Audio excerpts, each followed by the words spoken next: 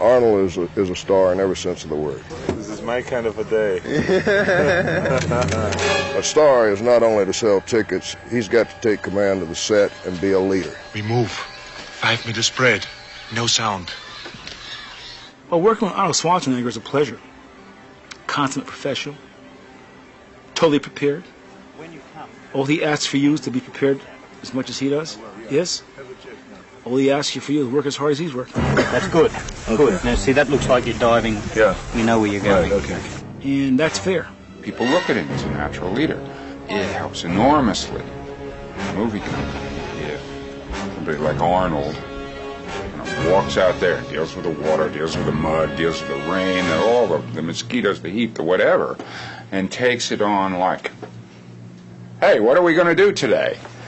And that attitude spreads. Bang something! Son of a bitch, I grabbed the buzz exactly the bush.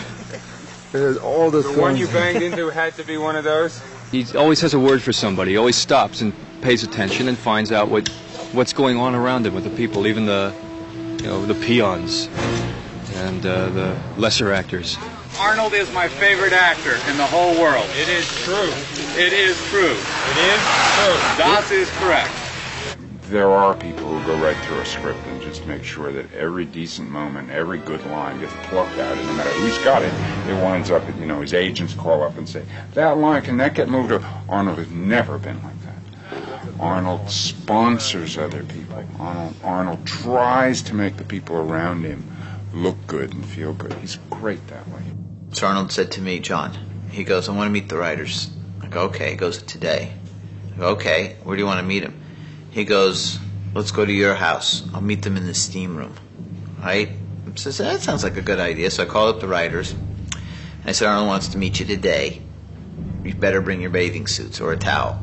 And we're sitting there in the steam room, Arnold and I, and the guys came in, and they had their yellow pads, and doodly they were taking notes in the steam room. Originally, we had envisioned a person who had an intense physicality, but was a little smaller in stature. But I think Arnold's worked out just fine. What's a little bit of something about who this guy is? Oh, he's like Joel Silva. He's like really ballsy. He's the top of the line. He's incredible.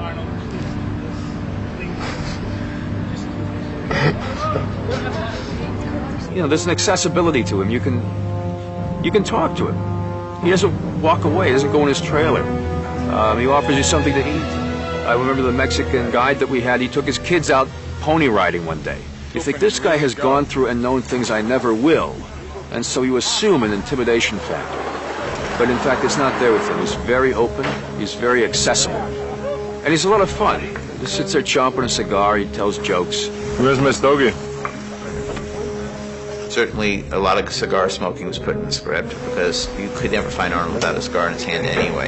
Hey, John, do we do the getting up or about? Arnold, of course, had these giant stogies he's smoking. I, being the athlete that I am and the clean-living person that I am, never in a million years would let tobacco touch my lips. Absolutely not. But I sat there in that chair getting a whiff of this great, this aroma of this stogie. And Arnold eventually, golly, you want one? Sure, why not? I was hooked. That was all over. After that, I had a stogie or two. And within a few days, Arnold had a box of stogies delivered to me, and got me hooked. And shame on you, Arnold. See, my weapons are being used against me. Okay. Well, it's a living comic book. You just look at him. He's a man mountain.